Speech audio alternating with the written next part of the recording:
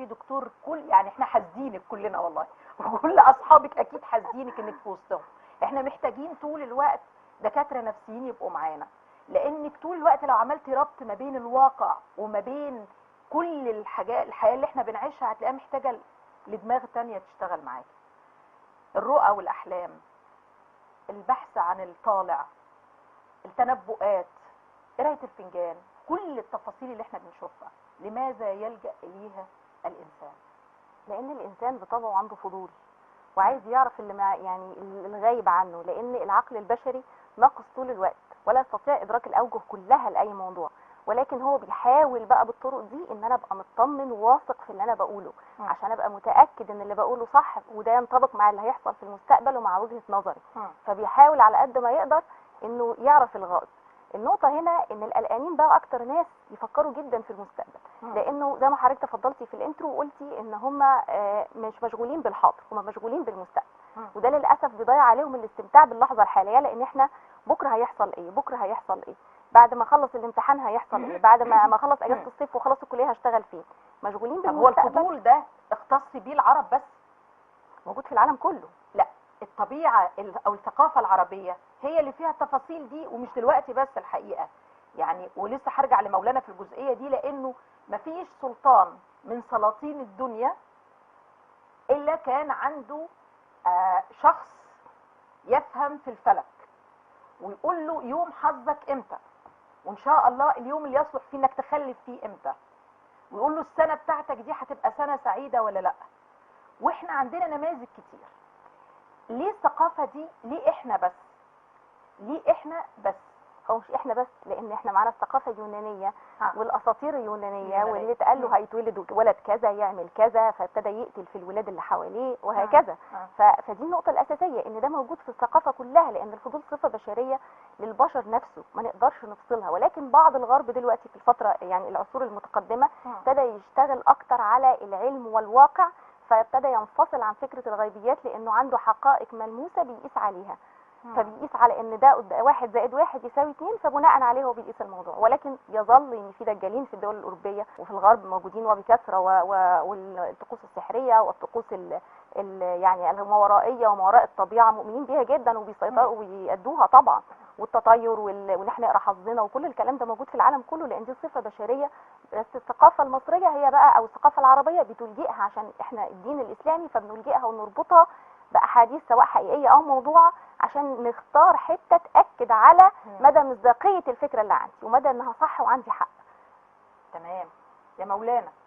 كل قصص القرآن الكريم فيها أحلام، ولذلك يعني أربح حاجة، واسمحوا لي هيزعلوا مننا المشايخ دلوقتي، بس احنا ما نقصدش المشايخ بتوع الأزهر يا جماعة عشان بس ما نزعلش، لكن أي فرصة للتربح دلوقتي وللشهرة تأتي عن طريق تفسير الأحلام. الناس كلها بقت بتفسر أحلام وبقت عندها علامة الأيزو في تفسير الأحلام. بس هم ليه بقوا كده؟ علشان المجتمع حابب جدا الفكرة دي، فالستات تتصل بكثرة علشان تقول له يا مولانا أنا حلمت كذا، يا مولانا أنا حلمت كذا. خلينا بس نفرق أو نعرف إيه هي الرؤية وإيه هي الحلم، وفكرة إنه أفتني في رؤياي. مش كده؟ اتفضل. هقول لحضرتك، دعيني زي ما حضرتك قلت نفرق بين امرين مهمين جدا. وبصراحه يعني انا بشكركم جدا على اختيار الموضوع بتاع النهارده، لانه يعني موضوع مهم جدا. الدجل والشعوذه وقراءه الطالع، الفنجان، الكف، الودع، الرمل، كل الحاجات دي تمام، كوتشينه، الطاروت، كل الحاجات دي ما انزل الله بها من سلطان، بل هي جرائم منكرة وكبائر حرمها الإسلام قولا واحدا.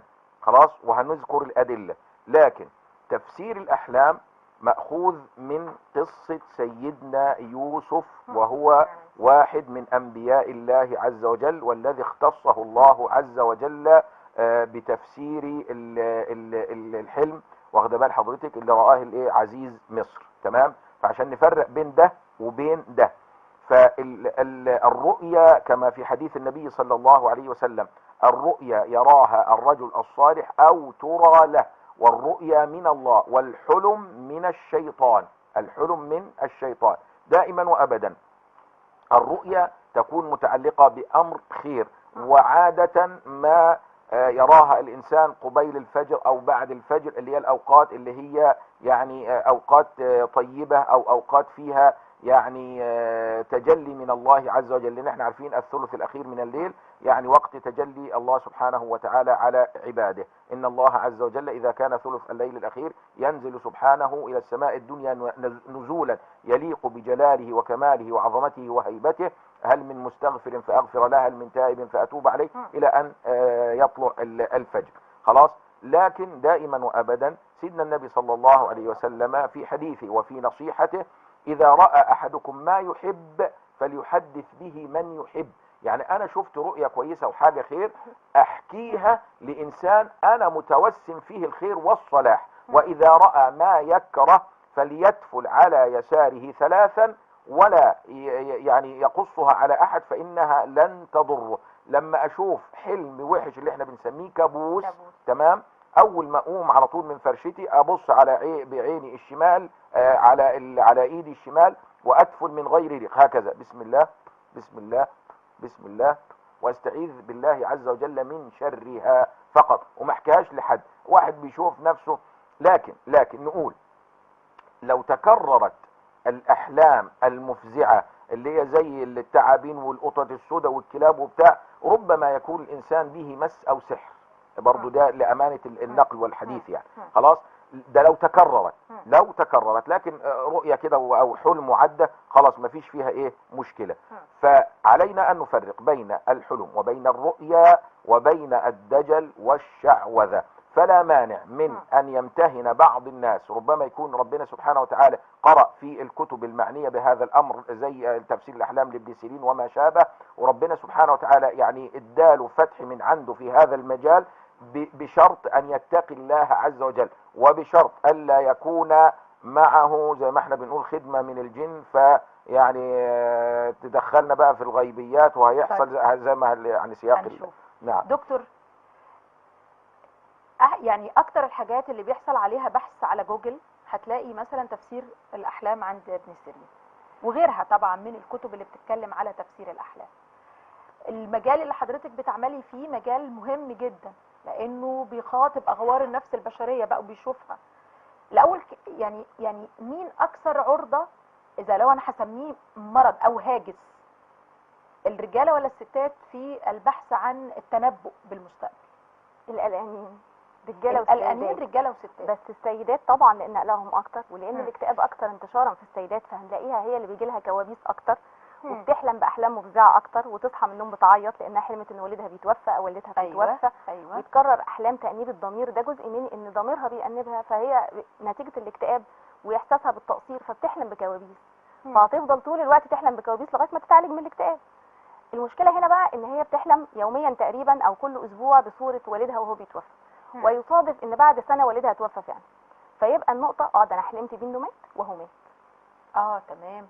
فيبقى هنا عندنا انتباه انتقائي، انها انتقت ان الحدث ده توافق ظروفه صدفه، هو بيتكرر، ولكنها يعني نسيت كل المرات اللي اتكرر فيها الحلم المفزع لغايه ما جه المره اللي فعلا توافق ده مع ده، لان هي ما طبيعي ان والدها يموت في يوم من الايام، او لو مريض مرض موت وهو فعلا ما هو طبيعي يموت في يوم من الايام، بس مش لازم في التوقيت ده، ومش لازم لما انا اشوف الحلم ده، ومش لازم لما انا اكون انا مقصره في حاجه. انا ايمان يعني لما اكون مقصره جدا في حاجه وفجاه الاقي نفسي انا في امتحان قران تحديدا يعني، وانا مش عارفه احل، انا مش حافظه، ويا نهار ابيض ده انا عندي امتحان وانا مش حافظه، لازم فاقوم اراجع نفسي، هو ايه اللي كان حاصل في الايام اللي فاتت؟ في حاجه دايما. هل ده احنا مش عايزين؟ ما هو احنا برضو عندنا اشكاليه ان احنا العلم دايما، عارفه العلم لازم ياخد سكه العلم قوي، والمجتمع لازم ياخد المجتمع قوي، او اللي بيسمعونا ياخدوا ده. فانا عايزه اعرف، احنا في ناس كتير جدا عندها نفس الفكره دي. انا لما بيحصل حاجه معينه او اقصر في حاجه بشوف رؤيه كذا، انا لما بيحصل كذا بشوف ده. في نقطه مهمه، في نوعين منهم. نوع ان انا مش بشوف رؤيه فعلا، ولكن يعني في حلم بيتكرر بصوره منتظمه، زي الطالب اللي داخل الامتحان وطول الوقت قبل الامتحان بشهرين هو بيحلم انه بيسقط، وهو ما ذاكرش فعلا ودخل فعلا وسقط. فيقول انا حلمت ان انا سقطت فانا بالتالي سقطت. او اللي لابسه بلوزه وربطتها، اصلا لابسه البلوزه دي بالمعينه فعملت فصدفه النهارده فربطت الحدثين اللي هما مالهمش علاقه ببعض. الولد اللي في الحلم الاولاني هنا اختار المره اللي صدفت، ولكن كان في مرات كتير حلمت بنفس الحلم. تمام. يعني مش اول مره تحلم بكده. الناس بقى التانيين اللي زي حضرتك اللي قلقانين بيبتدوا يحلموا بحلم الامتحان مثلا، من الاحلام الشهيره جدا اللي بيفضل يتكرر. كل ما احس ان انا مضغوط وان انا مقصر في اي جزء من حياتي بحلم بحلم امتحان بيتكرر.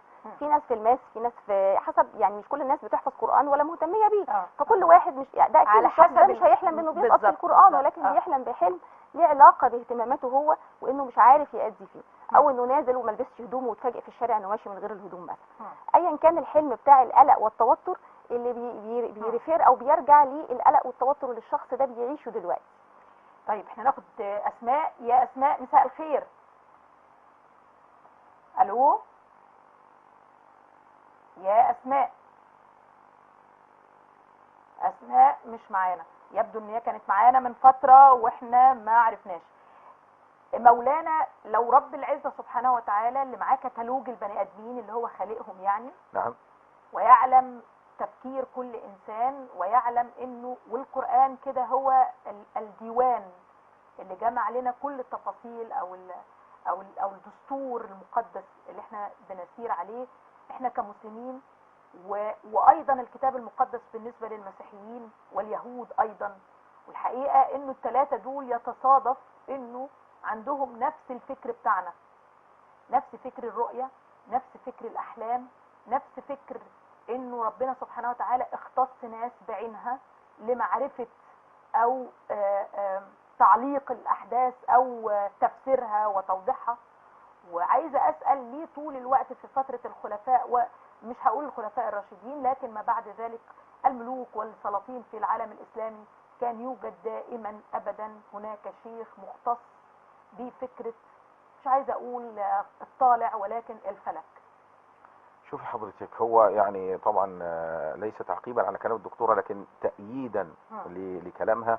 هو العقل الباطن، الانسان لما بيكون مشغول بفكره معينه ده بيبقى يعني ايه، زي اللي بيخاف من حاجه معينه، تلاقيه دايما حريص او دايما يحس انه هيحصل له كذا لان هو خايف من الحاجه ديت. فده عشان العقل الباطن هو دايما يعني ممكن تكون مرتبطه بوالدها زياده، بالنسبه للي بيشوف والدها مرتبطه بوالدها بزياده، خايفه انه هو يموت. زي واحده زمان اذكر جوزها كان مسافر فشافت حلم ان هو اتجوز عليها. ما اقولكيش بقى يعني القصه اللي اختلقتها عشان خاطر هي شافت حلم انه اتجوز عليها. تمام، وكأن هي صديقه فحلمها يعني ايوه يا مولانا، هو تلاقيه اتجوز عليها فعلا. مولانا دي اشارات ربانيه مش برضه طبعا يا مولانا، بس ما اشارات ربانيه مولانا، يعني هي هتشعر الشعور ده ازاي يا مولانا؟ ما هو ده دي الحاسه السادسه بتاعتكم. ايوه مش برضه؟ طبعا. لا طبعا مش كل الناس يعني. وبعدين الراجل مثلا لو هو جنبيها هنقول في اشارات، لكن ده الراجل كان بعيد عنها وكان مسافر يا مولانا. ده الدعم. احنا معانا احمد. احمد مساء الخير. مساء النور يا فندم. احمد بتكلمنا منين؟ من المنيا. اتفضل. بعد اذنك بس بخصوص معهد معاون الشرطه، النتيجه ظهرت النهارده وانا تاني دفعه دي اقدم فيها. تمام. اتفضل. ونجحت في كل الكشوفات الطبيه والرياضيه في الدفعه السادسه وكذلك السابعه، وتفاجأت بعدم قبولي في كشف الهيئه، وانا لحد الان والله العظيم يعني ناجح في كل حاجه، بس في ظلم، فانا عاوز اتقدم بالتماس وعاوز حد يسمع صوتي يعني. طب سنتين ضاعوا من عمري. طيب. بعد اذن حضرتك بس. طيب. يا احمد يعني ان شاء الله، يعني انا هقول لك انا بس تعمل ايه، يعني علشان ما تقولش هم قطعوا علينا الاتصال ولا حاجه. انا بشكرك طبعا على الاتصال، وده دليل ان انت بتتفرج على البرنامج، ده شيء مهم جدا. ممكن تعمل التماس بالفعل وتقدمه لحد رئاسة الجمهورية، يعني ممكن تعمل ده وتقدمه، اكتب وقدم وما تيأسي، وممكن تجيلك في اي وقت. تعمل التماس وقدمه، وانا بشكرك والله ان انت بتتابعنا. مولانا يعني حضرتك قلت لي انه وصلت انه الست حلمت انه الراجل اتجوز عليها. تمام. على فكرة اتصال احمد انا ظننت ان هو شاف الرؤيه دي والله. أيوة. انا هو قفل بس قبل ما انا اقول له أيوة. انت شفت كده والله يا احمد ولا ما شفتش؟ يعني هو يمكن لو قال لي انا كنت سقطت في الرؤيه كنت انا اهتميت دلوقتي وخليت مولانا دعالك، انما كده يا احمد برضو من الاول. لا هو يعني انا ظننت ان هو يعني سؤاله كان هيكون ان هو يعني كل حاجه ليه سقط لان فعلا للاسف الشديد في ناس بيبقى يعني هو متعلق بامر فعايز الامر ده يحصل، وربما يعني زي ما ربنا قال لنا في القرآن وعسى أن تكرهوا شيئا وهو خير لكم وعسى أن تحبوا شيئا وهو شر لكم. تمام. ففي بعض الناس بيبقى متعلق بأمر يعني وسبحان الله العظيم يأتي حاجة على غير مراده لكن يكون فيها الخير من الله عز وجل. فعشان كده دايما بنقول نسلم الأمور لله عشان خاطر ربنا سبحانه وتعالى أعلم بما يصلحنا وما يصلح لنا. النقطة بقى اللي احنا يعني تسمحي لي الله يسعدك يا رب، نقطة الحاجات بقى اللي هي الناس اللي بتدعي علم الغيب ويجوا دايما في اخر شهر 12 مع بداية السنة الجديدة اللي هي التنبؤات وعلم الفلك فيه نوعين. ايوه الابراج برج كذا هيجي نعم. السنة دي مع برج كذا طب يا مولانا ده قبل احداث زلزال تركيا وسوريا ظهرت التنبؤات اللي قالت انه هيحصل زلزال، وظهرت التنبؤات اللي هيخسر فيها بيج رامي ومش هيبقى بطل وهيخسر، وراحوا حاطينها يوم ما خسر، وتفاصيل كتير جدا. دي بتستدعيك طول الوقت ان انت لازم تفكر الله هو ايه يا جماعه اللي بيحصل ده؟ يعني ناس تتنبأ انه في زلزال ويحصل زلزال وزلزال مدمر بدرجة لا كنا نتخيلها ولا عشناها احنا كمان قبل كده. نعم. وبعدين بطل يبقى بطل عالم وبعدين فجأة يخسر في تنبؤ انه السنة دي هيخسر وكذا وكذا وكذا. ايه اللي بيحصل؟ الدكتورة معانا، هل انا دلوقتي او اي حد فينا احنا الثلاثة يقدر يقول لاي واحد مننا انا بكرة هيحصل لي ايه او انا جوايا ايه او انا بفكر في ايه؟ لا يمكن. صح يا دكتورة؟ اللي بيحصل ايه؟ ان الناس دي بيبقى ليهم علاقة بالجن بالعالم الاخر. تمام. بيبقى متواصل معاه، فعن طريق اللي هي بيسموها خدمة، عن طريق الخدمة اللي معاه ديت سيدنا النبي صلى الله عليه وسلم. ما هو ايوه تمام. ما هو اللي بيحصل ايه؟ اللي بيحصل ان يسترقون السمع. يعني ايه يسترقون السمع؟ اللي هم عالم الجن، انا اسف، بيركبوا فوق بعضهم لغايه ما يوصلوا لاول حدود السماء فيستمعون او يسمعون او يسترقون السمع. يعني بيسرقوا بعض ما يلقي الله عز وجل من اوامر لملائكته او الاوامر دي بتدور بين الملائكه فيسمعونها فيلقونها لاقرانهم او اصدقائهم من البشر فيقولوا فيحصل موضوع التنبؤات. لكن مفيش حاجة. ربنا قال لنا قل لا يعلم من في السماوات والأرض الغيب إلا الله. يا منى. نعم. مساء الخير. عليكم السلام. ازيك يا منى؟ بتكلمينا منين؟ اتفضلي. بتكلمينا منين؟ أكلم الدكتور. اتفضلي. تكلمي الدكتورة ولا تكلمي فضيلة الشيخ؟ فضيلة الشيخ أشرف. اتفضلي. تحت أمرك. ازيك يا فضيلة الشيخ؟ أهلا وسهلا بحضرتك. مرحبا. أنا كنت متابعة حضرتك على قناة الحدث وانت حضرتك بتقدم برنامج هذا ديننا. الله يكرمك ستي. دكتور محمود من الشرقية. اهلا وسهلا بيك على النعمة. اهلا بيك يا سيدي. اهلا بيك وبكل اهل الشرقية. قولي لي يا ست ام محمود انت بتحلمي احلام وبتتحقق ولا ما بتحلميش ولا ايه ظروفك؟ والله انا بحلم وما بتتفرجش، اعمل ايه فيها؟ ما بتتحقق. طب انت نفسك تحلمي احلام تتحقق ولا ايه؟ يا ريت يا ريت. طب بس حدديها بقى بالخير. ان شاء الله خير، كله خير ان شاء الله. ان شاء الله. وحضرتك طيبه وانت بالصحه والسلام. شكرا لحضرتك. دكتور هنرجع تاني لنفس الموضوع. الموضوع بيقول انه انا عندي هاجس طول الوقت، عايزه اعرف يا دكتور بتحبني ولا لا. لو اعرف اللي في قلبها من ناحيتي ايه. لو اعرف ان فلان ده بيحبني ولا ما بيحبنيش. في حين انه فكره ستر المشاعر دي نفسها فكره لطيفه جدا، لانه انا لو عرفت ان هي بتكرهني او ما بتحبنيش او في الوقت ده حصل بيني وبينها غيره او في الوقت ده تمنت ان هي يبقى عندها زي ما عندي او انا عندي زي ما عندها، ليه برضو؟ هل من ده من باب الفضول ولا من باب العبث لانه انا عندي فراغ؟ الاثنين. هو الناس المشغوله ما بتهتمش بالفضول قوي كده، يعني ما بيبقاش الفضول هو العبث هو اللي شاغلها، لانها بتبقى بتشتغل. فلو شفنا الناجحين ان حتى الاجانب او العرب، هو بيشتغل طول الوقت، هو ما عندوش وقت الحقيقه يقعد يشوف المستقبل فيه ايه، هو بيشتغل. فبالتالي الفضول بتاعه ما بيبقاش بهذا القدر، هو بيعمل الجزء اللي عليه وفي جزء تاني متروك ليه السوق، وان كان هو برضه بيعمل دراسات على السوق، يعني برضه ما هوش سايب الامور لاعنتها كده، مش مدي فرصه للفكره، مش مدي فرصه للحلم او لغيره. أيوة. مدي فرصه للواقع، انا هعمل ايه لانه عايزه احسن المستقبل. بالظبط. انا مش عايزه اعيش بقى، انا عايزه احسن. يعني أيوة في فرق ما بالظبط. بين انا دلوقتي مش عايزه اعيش لا لمجرد ان انا اعيش، لا انا عايزه احسن الفكره.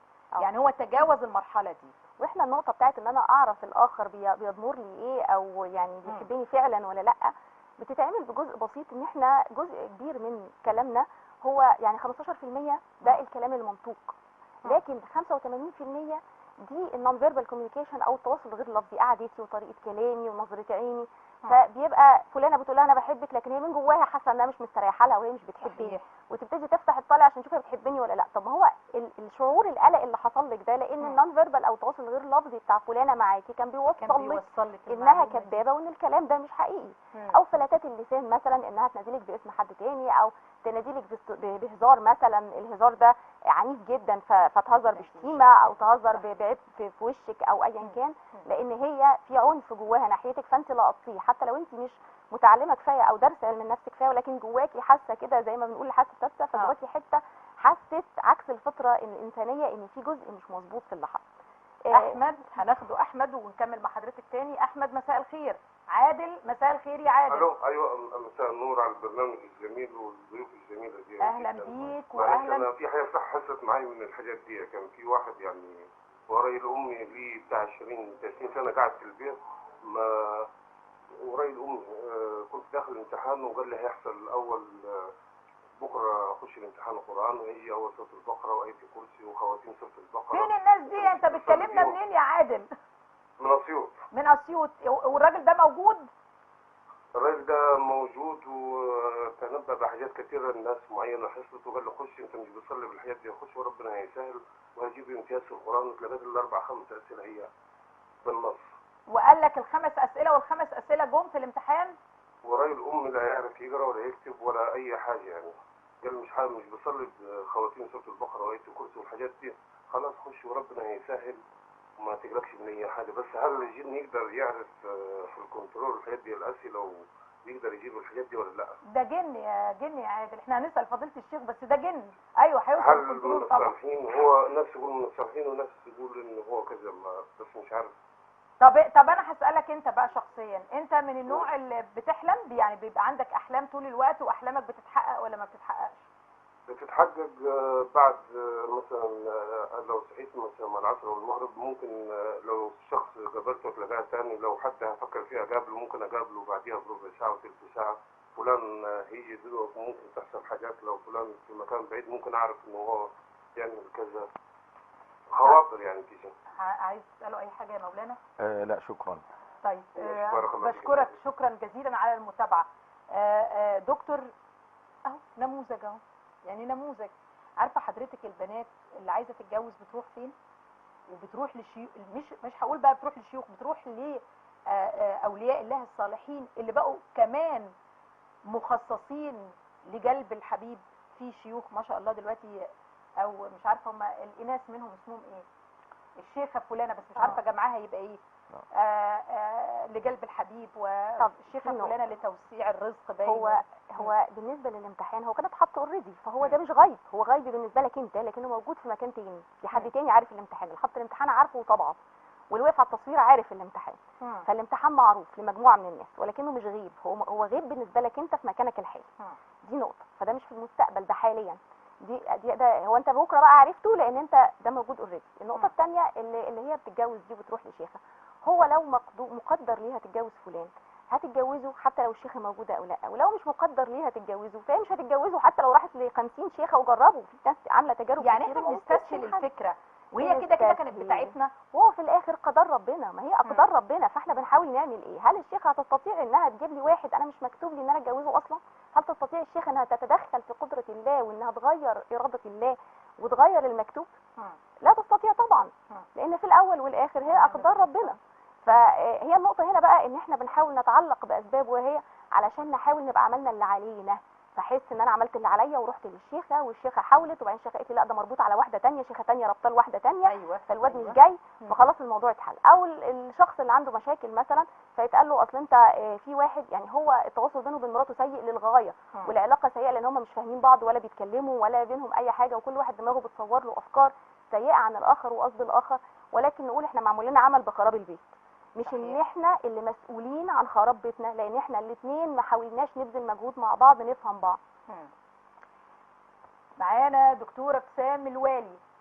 الو. الو. يا دكتور ابتسام مساء الخير. مساء النور. اهلا بيكي. اهلا بمذيعتنا الجميله. اهلا بيكي دكتورة ابتسام الوالي. هل انت ابتسام الوالي اليمنية؟ دكتورة ابتسام الوالي. طيب هو سؤال بس قبل ما اسالك انا بقى او تسالينا انت. انت يا اختي يا